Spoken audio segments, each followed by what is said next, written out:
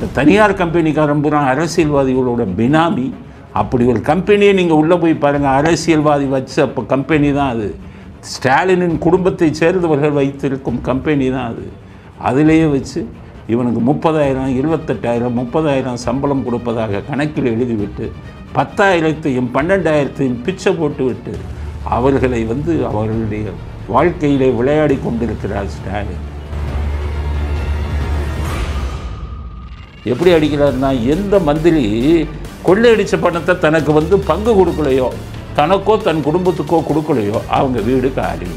அப்போ மற்ற மந்திரிக்கு கொள்ளையடிக்கிறவங்க பூரா பங்கு கொடுத்துட்றாங்க.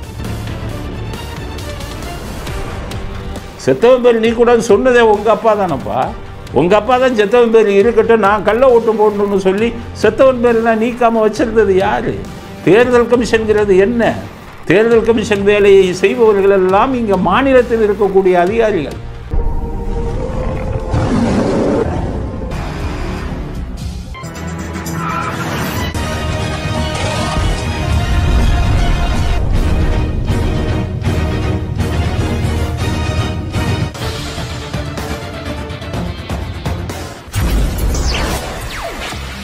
வணக்கம். இன்றைய அரசியல் ஆடுகளம் நமக்கு சொல்லும் செய்திகள் என்ன அப்படிங்கிறது பற்றின அரசியல் அலசலை இப்போது பார்க்கலாம். முதல் செய்தி, இன்று நேதாஜியின் நினைவு நாள் என்று சில பேர் கொண்டாடி கொண்டிருக்கிறார்கள், விஷயம் தெரியாதவர்கள். எனக்கே சில பேர் நேதாஜி நினைவு நாள்னு சொல்லி செய்தி அனுப்புனாங்க. அப்போ அதனால் இப்போ நான் இன்னைக்கு பார்த்திங்கன்னா ஆகஸ்ட் மாதம் 18ஆம் தேதி.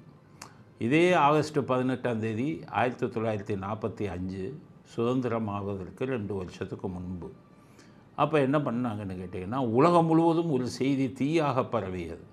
நேதாஜி விமான விபத்தில் இறந்து விட்டார் அப்படின்னு சொல்லி ஒரு செய்தி வந்தது.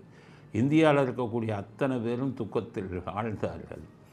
அப்புறமா என்னென்னு பார்த்திங்கன்னா, விமானம் நொறுங்கி விழுந்தது. விமானத்தில் நேதாஜியின் மெய்காப்பாளர் ஒருத்தர் இருந்தார். அவர் உடம்பெல்லாம் தீப்பிடிச்சு அவர் ஓடி வந்தார். ஓடி எல்லாட்டையும் சொன்னார், நானும் நேதாஜின்னு தான் அந்த விமானத்தில் வந்தோம், நான் தப்பிச்சிட்டேன், நேதாஜி தீப்பிடிச்சு இறந்துட்டார் அப்படின்னு செய்தியை சொன்னார். உடனே உலகமே நம்பிடுச்சு அந்த செய்தியை. வெள்ளைக்காரனை முட்டாளாக்க முடியுமா? அதனால் வெள்ளைக்காரனும் நம்பிட்டான்.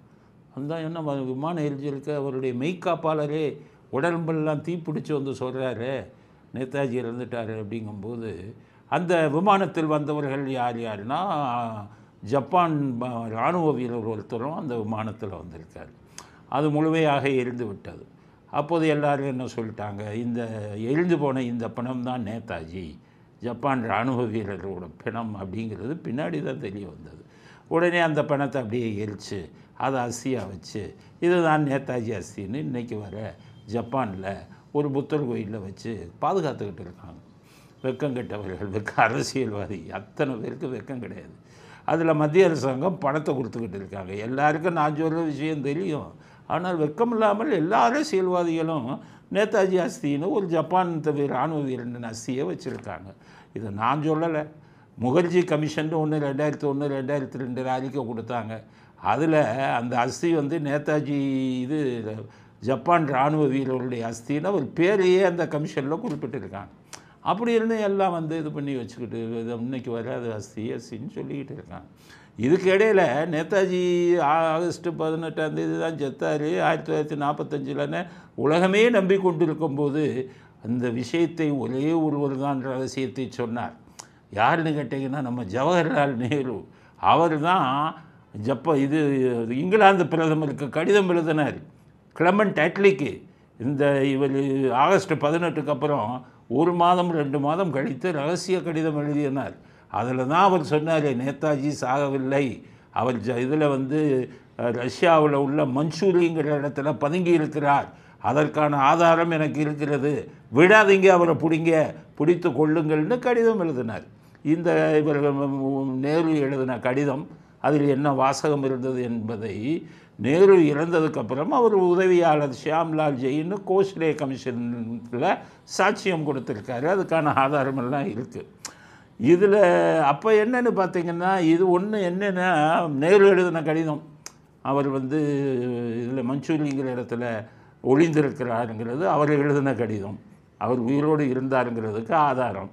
அதுக்கப்புறம் பசும்பொன் முத்துராமலிங்க தேவர் நேபாளம் வெளியே போய் நேதாஜியை சந்தித்து வந்தார். அப்போது தான் உலகத்துக்கு அவர் சொன்னார், சாகவே இல்லை நேதாஜி, நான் கண்ணால் பார்த்துட்டு வந்தேன்னு அவர் ஒரு இதை சொன்னார். இது ரெண்டாவது ஆதாரம். மூணாவது ஆதாரம் சர்வபள்ளி ராதாகிருஷ்ணன், தமிழ்நாட்டை சேர்ந்தவர். அவர் ரஷ்யாவில் அம்பாசடராக இருக்கார். அப்போ ரஷ்யாவில் அம்பாசடராக இருக்கும்போது நேதாஜியை கண்ணால் பார்த்ததாக நேருட்ட சொன்னார். நேரு வெளியில் சொல்லாதன்னு சொல்லி அவர் உதவி ஜனாதிபதி ஆக்கினார்.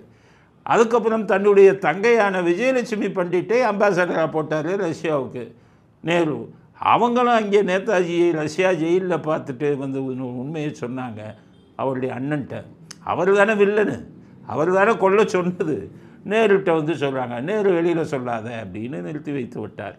அதுக்கப்புறம் என்ன நடந்தது அப்படிங்கிறது ரகசியமாக வைக்கப்பட்டு இப்போது ஒரு பிரதம மந்திரியின் அலுவலகத்தில் ஒரு ஃபைலே இருக்குது.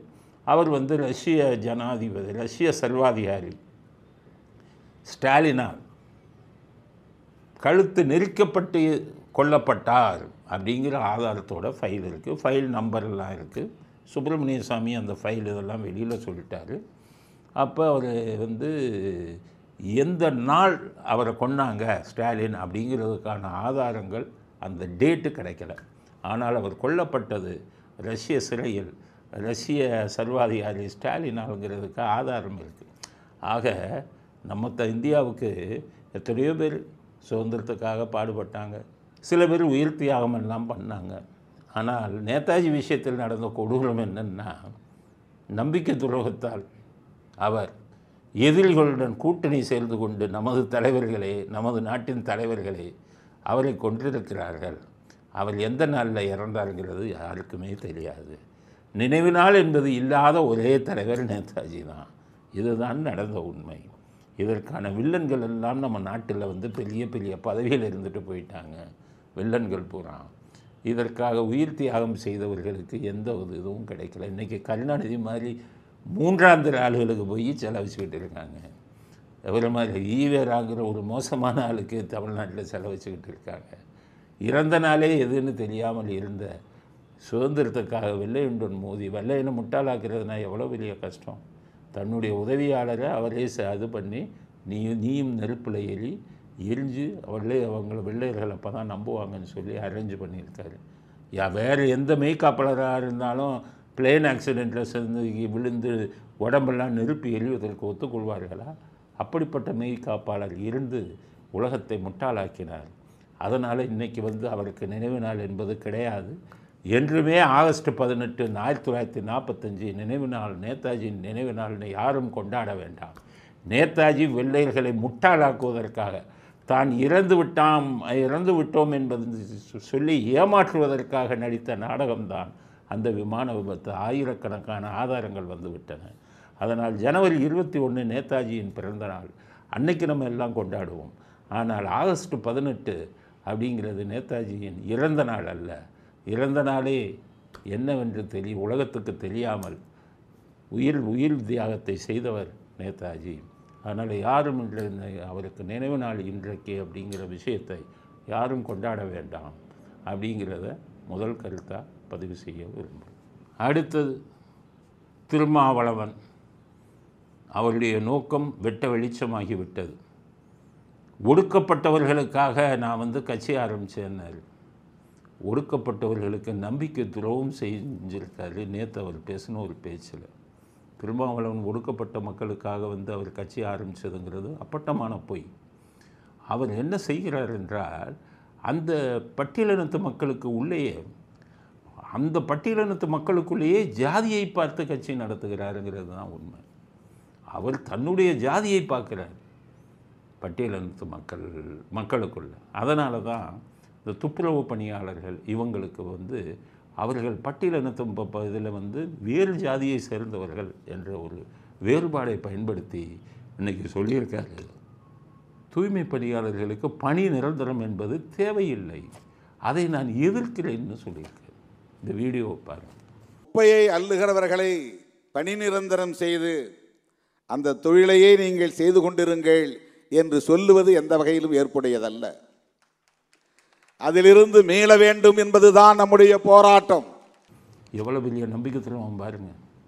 பாவம் பல வருடங்களாக ஒப்பந்த கூலிகளை வந்து வேலை பார்த்துக்கிட்டு இருக்காங்க. அவங்க 13 நாளாக வந்து போராட்டம் பண்ணுறான். என்னென்ன எங்களை பணி நிரந்தரம் பண்ணுங்க அப்படின்னு சொல்லி அவங்க போராட்டம் பண்ணிக்கிட்டு இருக்காங்க. இவர் அவர்களுக்கு எதிராக பணி நிரந்தரம் பண்ணக்கூடாது அப்படிங்கிறாரு. என்ன காரணம் சொல்கிறாரு தெரியுமா? அவர்களை பணி நிரந்தரம் பண்ணிட்டா எப்போ பார்த்தாலும் அவங்க குப்பை அள்ளிக்கிட்டே இருப்பாங்களாம். அதனால் அவர்களுக்கு வந்து பணி நிரந்தரம் பண்ணக்கூடாது, அவர்கள் அந்த வேலை செய்யக்கூடாது அப்படிங்கிறது. சரி, அவங்க அந்த வேலையை செய்யலை, நீங்கள் பணி நிரந்தரம் பண்ண வேணாங்கிறீங்க. இவர்களை வெளியில் கொண்டு வந்து விட்டால் இன்னொரு குரூப் வந்து இன்னொரு மக்கள் வந்து அந்த பணியை செய்யத்தானே போகிறாங்க. அப்போ இந்த இதை ஒழிக்க முடியுமா உங்களால் திருமாவளவன்? இல்லை, இப்போ பணி நிரந்தரம் பண்ணக்கூடாதுங்கிறீங்களே, அவர்கள் அந்த பணியிலேயே இருக்கக்கூடாதுங்கிறீங்களே, இவர்களுக்கு மாற்று ஏற்பாடு ஏதாச்சும் பண்ணி வச்சுருக்கீங்களா? ஸ்டாலின்கிட்ட கோடிக்கணக்கான பணம் வாங்குறீங்களே, அதிலிருந்து இந்த மக்களுக்கு ஏதாச்சும் பணம் கொடுக்க போகிறீங்களா?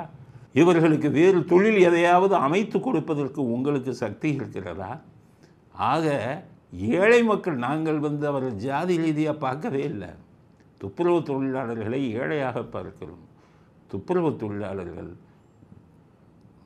இவங்க கையில் மாட்டக்கூடாது. யார்? தனியார் இவங்ககிட்ட மாட்டவே கூடாது. இவர்களை பயன்படுத்தி தனியார் கம்பெனிகளும் அரசியல்வாதிகளும் கோடிக்கணக்கில் கொள்ளையடித்து கொண்டிருப்பது தான் நம்முடைய இது. அவர்களை அழிக்கணும், தனியார் கம்பெனிகளை அழிக்கணும். தனியார் கம்பெனி என்ன பண்ணுறான்? இவர் எதிர்த்தோன்னா போய் பணம் கொடுத்துருப்பான். ஸ்டெர்லைட் அப்படி தானே ஆச்சு. ஸ்டெர்லைட் எடுத்து பேசுகிறவங்களுக்கெல்லாம் கம்பெனிக்காரங்க பணம் கொடுத்தான். அத்தனை பேர் நம்ம அரசியல்வாதி பூரா இல்லை பணத்தை வாங்கிக்கிட்டு ஸ்டெர்லைட்டுக்கு எதிராக பேசினான். இப்போ திருமாவளவன் இதை வந்து உங்கள் தனியார் கம்பெனி கொடுக்குறாங்கல்ல, அந்த தனியார் கம்பெனியெல்லாம் கோடிக்கணக்கான ரூபாய் அவருக்கு கொடுத்து அதற்கு ஆதரவு எதிர்ப்பாக பேசாதீர்கள்னு சொன்னதுனால தான் ஏற்கனவே அவர்களுக்கு ஆதரவாக பேசி கொண்டிருந்த திருமாவளவன் இன்று அவர்களுக்கு பணி நிரந்தரம் தேவையில்லைன்னு சொல்லியிருக்காருன்னா அரசியல்வாதிகள் எவ்வளவு கீழ்த்தரமாக போயிட்டாங்கன்னு பாருங்கள். அதனால் திருமாவளவனுக்கு கடுமையான கண்டனத்தை தெரிவித்துக் கொள்கிறோம். ஏழைகளின் வயிற்றில் அடிக்காதீர்கள். அவளுக்கு பணி நிரந்தரம் பண்ணக்கூடாதுன்னா எவ்வளோ நாளைக்கு வாங்கின சம்பளத்தையே வாங்கிக்கிட்டு இருப்பான்.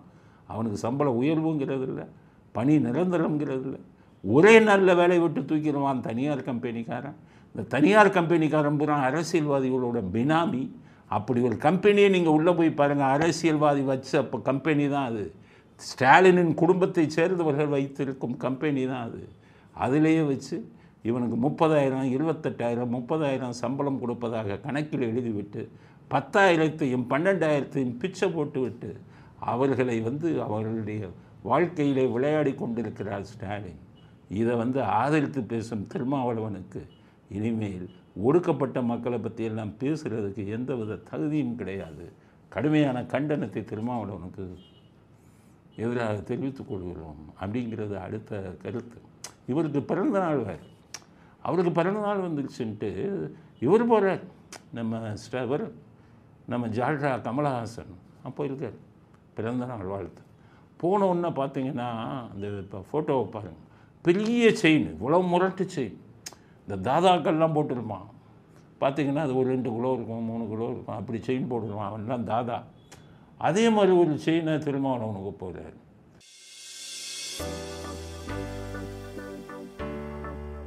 திருமாவளவன் அசந்துட்டார். இவ்வளோ பெரிய செயினை நமக்கு போடுறாரு, இது 2-3 கிலோ இருக்குமே, இது கோடிக்கணக்கில் இருக்குமே அப்படின்னு ரொம்ப குஷியாகிட்டார். அப்புறம் அப்படியே திங்க் பண்ணுறாரு. சினிமாவில் இருக்கிறவங்கலாம் சொல்லியிருக்காங்க, ஒன்றா நம்பர் கஞ்சன் கமலஹாசன், அவர் போய் இவ்வளோ பெரிய செயினை எப்படி நமக்கு போடுவார்? ஸ்டாலினுக்கு வேணா போடுவார், ஏன்னா உதயநிதி லெஜெண்ட்டு, இவர் படம் வந்தால் ரிலீஸ் பண்ண உதவி செய்வாங்க. கூட்டணி வந்தால், ஒரு தேர்தல் வந்தால் உதயநிதி 100 கோடி 150 கோடின்னு 200 கோடின்னு லஞ்சம் வாங்கி கொடுப்பார்.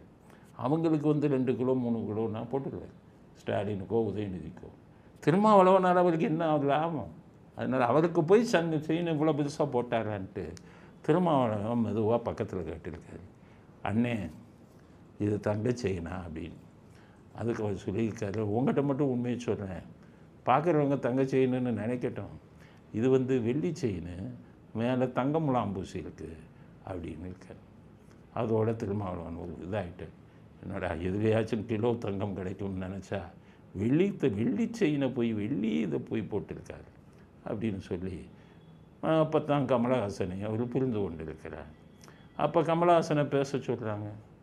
அந்த இவங்களை பற்றி பேசுகிறார், அது தூய்மை பணியாளர்களை, அவர்களெல்லாம் மலம் அள்ளக்கூடாது அப்படின்ட்டு என்ன சொல்கிறாரு, என் மலத்தை நானே அள்ளுவேங்கிறோம் அப்படிங்கிறது.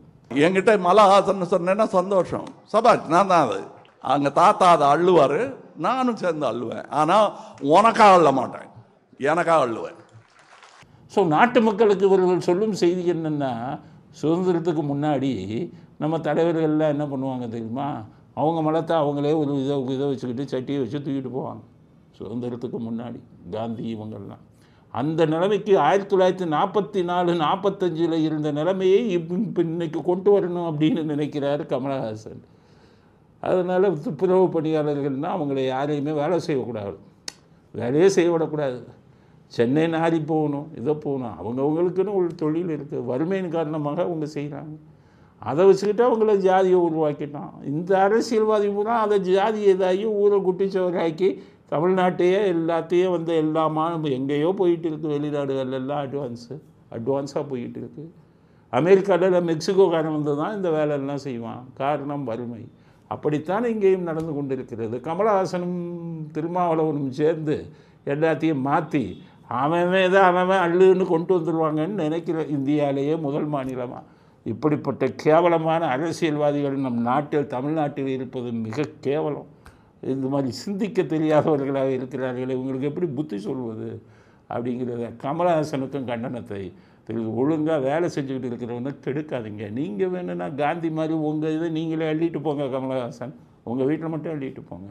நாட்டில் இருக்கிற நம்ம அவ்வளோ பேருக்கும் அந்த தூய்மை பணியாளர்கள் அவங்க பணியை செய்யக்கூடாதுன்னு சொன்னீங்கன்னா, மாற்றுத்திட்டம் என்ன வச்சுருக்கீங்க? நம்மளே தூக்கிட்டு போகணுங்கிறது தான் மாற்றுத்திட்டமாக? சிந்திக்கும் திறன் போய்விட்டதா? மூளையே இல்லாமல் போய்விட்டதா? உங்களை போய் ராஜ்யசபாவில் போட்டுருக்காங்களா? அங்கே போய் இந்த மாதிரி கிறுக்குத்தனமாகத்தானே உங்கள் கருத்தை பதிவு செய்வீர்கள் அப்படிங்கிறத கமலஹாசனுக்கும் கண்டனமாக தெரிவிக்க வேண்டியது தான் அப்படிங்கிறது அடுத்த கட்ட கருத்து. அடுத்தது, அமைச்சர் பெரியசாமி வீட்டில் ரைடு அடித்தாங்க ஈடியில். 2 நாளைக்கு முன்னாடி பெரிய செய்தியாக வந்தது, நம்ம அனைவருக்கும் தெரியும். ஆனால் இப்போ ஒரு செய்தி வந்திருக்கு, என்னென்னா இந்த அமைச்சர் வீட்டில் ரைடு அடிக்க போகிறது ஸ்டாலினுக்கு தெரியும் அப்படின்னு செய்தி வந்திருக்கு. ஸ்டாலின் சில நாட்களுக்கு முன்பாக அமைச்சரவை கூட்டம் நடக்கும்போது அமைச்சர்கள் வீட்டில் ரைடு வரலாம், கேர்ஃபுல்லாக இருங்கன்னு சொல்லியிருக்காரு. அதனால் எல்லா பேரும் கேர்ஃபுல்லாக இருங்கன்னா என்ன அர்த்தம்? கொள்ளையடித்த பணத்தெல்லாம் ஒழிச்சு வச்சுருப்பா அப்படின்னு அர்த்தம்.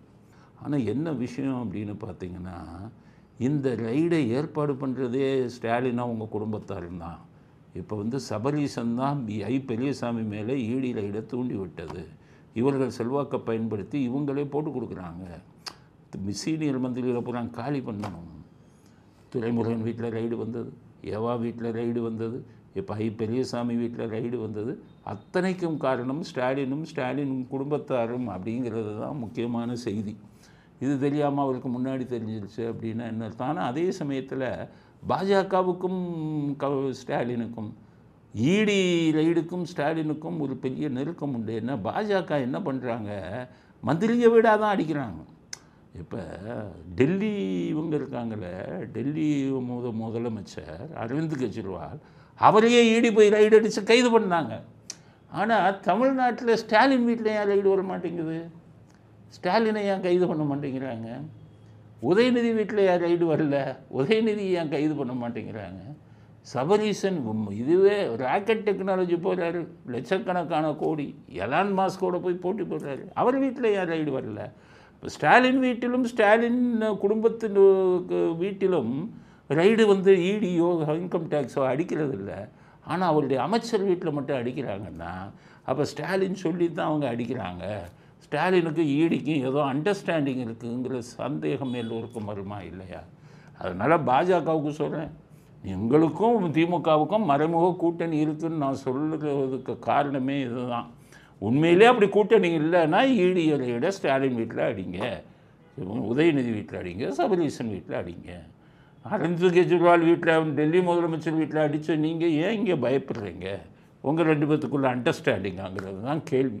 இப்போ ரைடு அடிக்கிறது அவர் கரெக்டாக சொல்கிறாரு ஸ்டாலின். இப்போ எல்லாத்தையும் கூட்டி கழித்து பார்த்தீங்கன்னா தமிழ்நாடு அரசியல் எவ்வளோ கேவலமாக போயிட்டு இருக்கு பாருங்க. சொந்த மந்திரிக வீட்டிலே ரைடு எப்படி அடிக்கிறாருன்னா, எந்த மந்திரி கொள்ளையடித்த பணத்தை தனக்கு பங்கு கொடுக்கலையோ, தனக்கோ தன் குடும்பத்துக்கோ கொடுக்கலையோ அவங்க வீடு காலி. அப்போ மற்ற மந்திரிக்கு கொள்ளையடிக்கிறவங்க பூரா பங்கு கொடுத்துட்றாங்க. செந்தில் பாலாஜி பங்கு கொடுத்தாங்க. ஆனால் அவர் வீட்டில் யார் ரைடு வந்ததுன்னா, அது அரவிந்த் பேர் இருக்காரு உங்களுக்கு நமக்கு ஹோம் மினிஸ்டர், அதாவது உள்துறை மந்திரி அமித்ஷாவிட்ட மோதினதுனால தான் வந்தது. இல்லைன்னா ஸ்டாலின் போட்டு கொடுக்கல. சேகர்பாபு அடிக்கிறாரு, ஆனால் ஸ்டாலின் அவரை போட்டு கொடுக்க மாட்டார். ஏன்னா ஃபுல் பங்கு அங்கே போயிடுது. மூர்த்தி மந்திரி ஃபுல் பங்கு ஸ்டாலினுக்கு போயிடுது. பங்கு கொடுக்காதவங்க மேலே அவங்களே சபரீசனும் ஸ்டாலினும் சேர்ந்து வத்தி வச்சு அவங்கள பற்றி போட்டு கொடுத்து ரைடு வைக்கிறாங்க. அப்போ ஸ்டாலின் சொல்லபடி தான் ஐடி இவங்க கேட்குறாங்களா, இடி அப்படிங்கிறது தான் கேள்வி. ஸ்டாலின் சொல்கிறபடி தான் இன்கம் டேக்ஸ் கேட்குறாங்களா? அதனால தான் அவங்க வீடுகளில் ரைடு அடிக்கலையா அப்படிங்கிறது பெரியசாமி வீட்டில் ரைடு அடித்ததில் நமக்கு எழக்கூடிய கேள்விகள். இதற்கு பாஜக தான் பதில் சொல்லணும் அப்படிங்கிறது அடுத்த கட்ட கருத்து. அடுத்தது, நமது நாட்டுக்கு துணை ஜனாதிபதியை தேர்ந்தெடுக்க போகிறாங்க. அதனால் ஏற்கனவே இந்த துணை ஜனாதிபதியை ராஜினாமா செஞ்சுட்டு போயிட்டார். இப்போ புதிய துணை ஜனாதிபதி.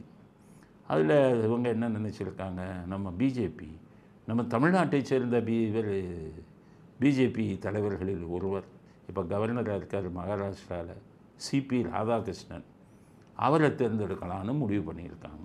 மகிழ்ச்சியான செய்தி. தமிழ்நாட்டை சேர்ந்த ஒருத்தர் துணை ஜனாதிபதியாக வருகிறார் அப்படின்னா மகிழ்ச்சியான செய்தி தானே. இதுக்கு ஆதரவு திரட்டுறாங்க. ஆதரவு திரட்டும் போது ஒவ்வொரு கட்சியாக கேட்குறாங்க. ஸ்டாலின்கிட்ட பேசுனா அவர் சரியாக பதில் சொல்லலையா?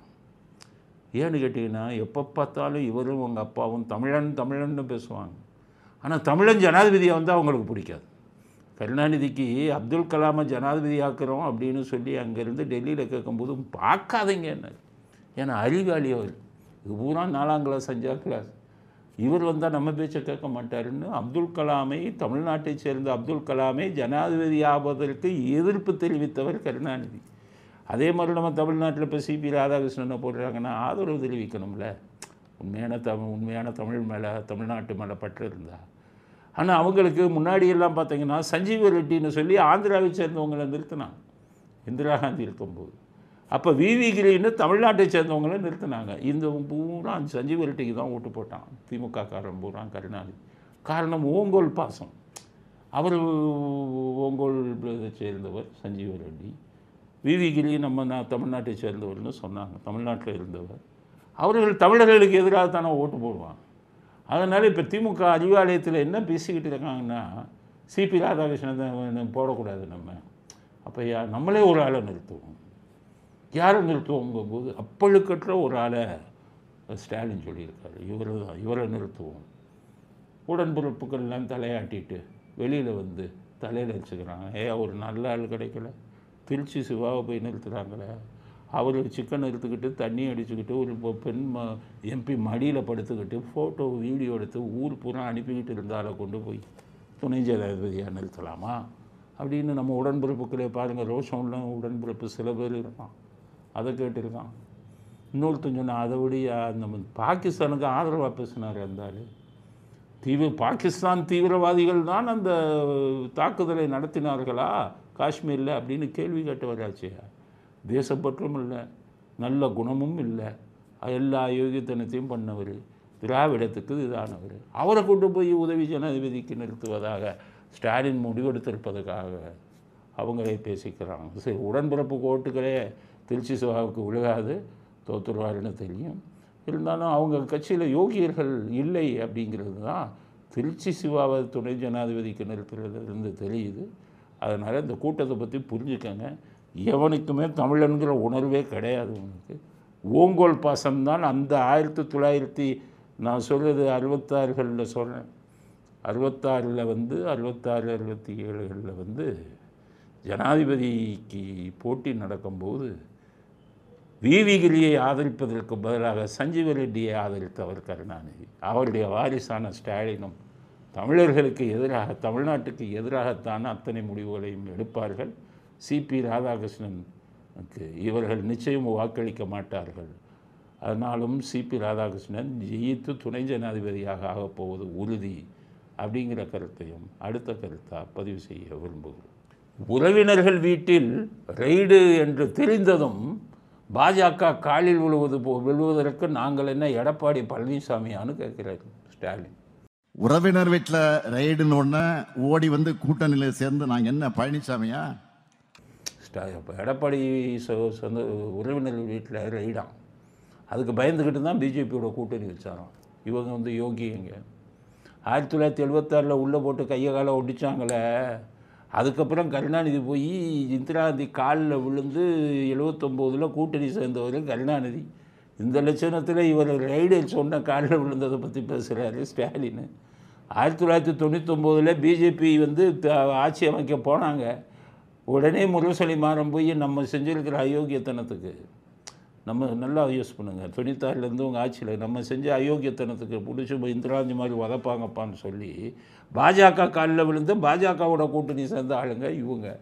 2004 ஆட்சி வந்த உடனே இவர்களை வந்து இதிலே வைக்காதீங்க, ஆட்சி பொறுப்பில் வைக்காதீர்கள், ஜெயின் கமிஷனில் கருணாநிதியை விசாரிக்க வேண்டும் என்று ஜெயின் கமிஷன் சொல்லியிருக்கிறது ராஜீவ் கொலை வழக்கில் அப்படின்னு சொல்லி திமுகவை மந்திரி சபையிலிருந்து விரட்டியது காங்கிரஸ். அன்னைக்கு அதே காங்கிரஸ் 2004 வந்தோடனே நம்மளை பிடிச்சி இந்திராந்தி மாதிரி கைகால ஒடிச்சிருவாங்க, நிறையா தப்பு பண்ணியிருக்கோன்னு அவங்க காலில் போய் விழுந்து கூட்டணியில் சேர்ந்தவர் இவங்க கருணாநிதி. நீங்கள் தான் ரைடுக்கு பயந்து மட்டும் இல்லை, உதைக்கு பயந்து அடிக்கு பயந்து அப்பப்போ ஆட்சி மாறும்போதெல்லாம் காலில் விழுந்து ஆட்சியில் சேர்ந்த ஆளுங்க நீங்கள். இல்லை எடப்பாடி பழனிசாமி ரைடுக்கு பயந்துக்கிட்டு பிஜேபியோட சேர்ந்தான்னு சொல்கிறதுக்கு துப்பு இருக்கா உங்களுக்கு?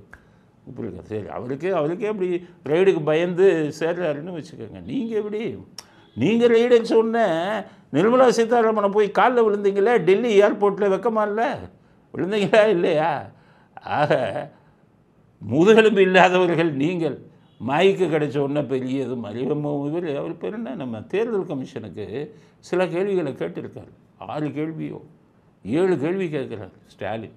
என்னன்னு கேட்டிங்கன்னா, முதல் கேள்வி, தேர்தல் கமிஷன் கீயை சாவியை உங்கள்கிட்ட கொடுத்தா அதை என்ன இப்படி பொம்மை மாதிரி ஆக்கி வச்சுருக்கீங்க அப்படின்னு இந்த யோகியர்கள் கேட்குறாங்க.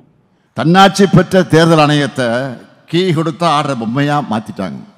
2006 தமிழ்நாடு மாநில தேர்தல் கமிஷனை பொம்மையை விட கேவலமாக ரிமோட் கண்ட்ரோலில் இயக்கி அநியாயம் அக்கிரமம் பண்ணி ஒரு தேர்தலை கேலி கூத்தாக்கியவர்கள் நீங்கள்.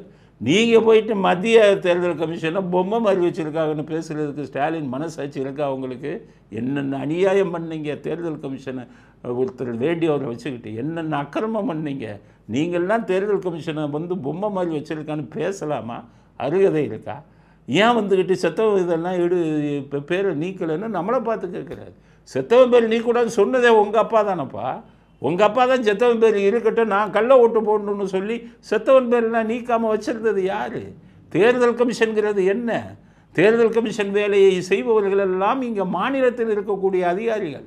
டீச்சருங்களும் இவங்களும் தானே, வருவாய்த்துறையை சேர்ந்த அதிகாரிகள் தானே போய் தேர்தல் கமிஷன் விஷயமா வீடுக்கு போய் எடுக்கிறது, செத்தவன் பேர் இது பண்ணுறதெல்லாம் நீக்கிறது, இதெல்லாம் செய்ய வேண்டியது அந்த அதிகாரிகள். அந்த அதிகாரிகள் உங்கள் கையில். உங்கள் அப்பா அதை வச்சுக்கிட்டு தான் செத்தவன் பேரை எடுக்க விடலை. இன்னும் கேட்குறாரு, இளைஞர்கள் வந்து ஏன் குறைஞ்சிட்டாங்கங்கிறாரு.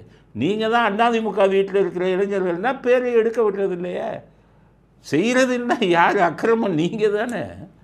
அடுத்து கேட்குறேன், எப்படி வாக்காளர்கள் இதில் நீக்குனாங்க? பிரசாந்த் கிஷோரை வச்சுக்கிட்டு அதிமுக இப்போ உறுப்பினர்கள் லிஸ்டெல்லாம் பிரசாந்த் கிஷோர்கிட்ட கொடுத்து, பிஜேபி உறுப்பினர்கள் இதெல்லாம் பிரசாந்த் கிஷோர்கிட்ட கொடுத்து, இவன் 400 கோடி கொடுத்து, இவங்கெல்லாம் பிஜேபிக்காரன், இவெல்லாம் அதிமுகக்காரன், அவங்க வீட்டில் இருக்கிற இளைஞர்கள் இவன் பேரெல்லாம் கட் பண்ணணும்னு சொன்னது யார்? நீங்கள் தானே.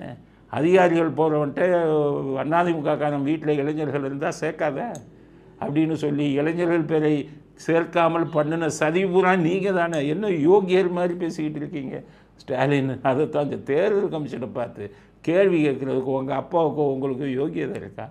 எவ்வளவு இதை கண்ணால் பார்த்தவங்க எங்களை போன்றவர்கள். நம்ம பெரிய அயோக்கியத்தனம் பண்ணிக்கிட்டு பெரிய யோகியர் மாதிரி நடிக்கிறீங்க. தேர்தல் கமிஷனோட அத்தனை ஃப்ராடுக்கும் காரணம் நீங்கள் தானே.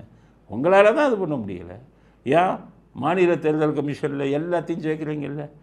மொபைல் ஃபோனை வந்து பேங்க் அக்கௌண்ட்டோட மொபைல் ஃபோனை சேருங்கிறீங்கல்ல, இல்லைன்னா நீ பேங்க்கில் இந்த பணம் எடுக்க முடியாதுங்கிறீங்கல்ல. வாக்காளர் அட்டையை மொபைல் ஃபோனோட சேருங்க, வாக்காளர் அட்டையை மொபைல் ஃபோனோட சேருங்க, கள்ள ஓட்டு வருமா? வாக்காளர் அட்டை மொபைல் ஃபோனுக்கு வரக்கூடிய ஓடிபி இருந்தால் தான் ஓட்டு போட முடியுங்கிற நிலைமை வந்தால் போலி வாக்காளர்கள் உருவாவாங்களா? அதை செய்கிறதுக்கு முதுகெலும்பு இருக்கா உங்களுக்கு ஸ்டாலின்? எல்லாமே போலி வாக்காளர்களை வச்சுக்கிட்டு செத்த விதம் வச்சுக்கிட்டு வெக்கம் இல்லாமல் ஒரு ஜனநாயக நாட்டில் போலியாக ஜெயித்து கொண்டு நான் தான் முதலமைச்சர் என்று நீங்களும் உங்கள் அப்பாவும் கேவலமான முறையில் ஆட்சிக்கு வந்தவர்கள். மனசாட்சிப்படி ஒரு நாள் கூட மக்களின் ஆதரவோடு நீங்கள் ஆட்சி அமைத்ததில்லை அப்படிங்கிறத ஸ்டாலினுக்கு பதிலாக தெரிவிக்க விரும்புகிறோம். இத்துடன் இன்றைய அரசியல் ஆடுகளம் நிறைவு பெறுகிறது. மீண்டும் நாளை புதிய செய்திகளுடன் உங்களை சந்திக்கிறோம். நன்றி, வணக்கம், ஜெயந்த்.